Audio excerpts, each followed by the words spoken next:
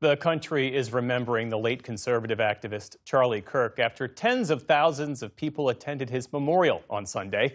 President Trump headlined the event, delivering a eulogy for Kirk that was infused with his own political agenda. Our White House correspondent Liz Landers has this report. A Sunday memorial service in an Arizona arena for slain conservative activist Charlie Kirk included President Trump and much of his senior cabinet, who joined Kirk's widow, Erica. That young man, I forgive him.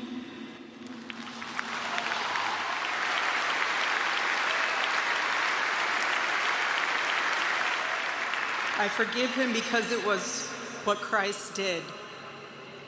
And is what Charlie would do.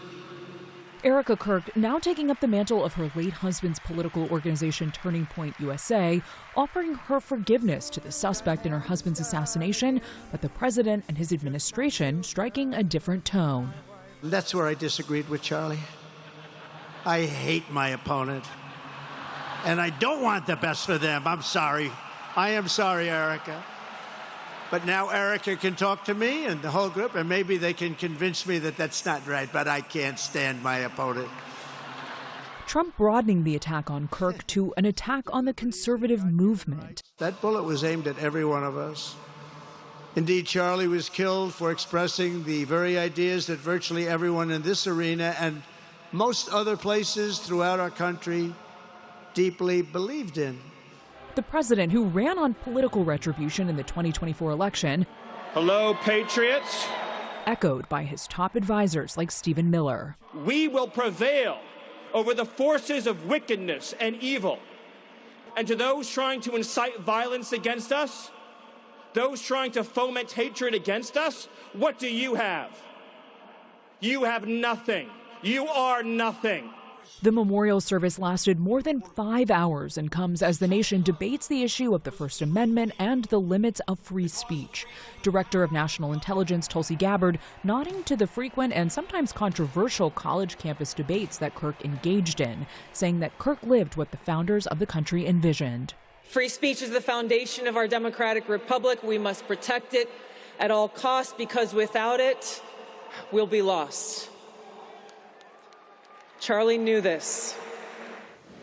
At the White House today, I asked Press Secretary Caroline Leavitt about the memorial's tone. So we heard from Erica Kirk. She said she forgives the man who shot and killed her husband. And then right after that, we heard from the president who said, I hate my opponent and I don't want the best for them. How does that square with bringing down the temperature of political violence in this country? The president is authentically himself. I think that's why millions of Americans across the country love him and support him, including Erica Kirk, who you saw so beautifully was on stage with the president in an unthinkable moment, in the midst of an unthinkable tragedy, and was leaning on the president for support during that time. Over the weekend, the president doubling down on the theme of political retribution in a blunt social media post addressed to the Attorney General Pam Bondi, complaining about a lack of prosecution of his opponents, writing in part, quote, "Nothing is being done. What about Comey, Adam Shifty Schiff, Letitia? They're all guilty as hell, but nothing is going to be done." Then, in another post later that day, the president announcing his appointment of White House aide Lindsey Halligan to serve as the U.S. Attorney for the Eastern District of Virginia. The former top federal prosecutor for that office was pushed out last week amid pressure from the White House to criminally indict New York Attorney General Letitia James, one of the president's political foes. The Justice Department began investigating James for mortgage fraud months ago, and there's no indication prosecutors have found enough evidence to bring charges. For the PBS NewsHour, I'm Liz Landers.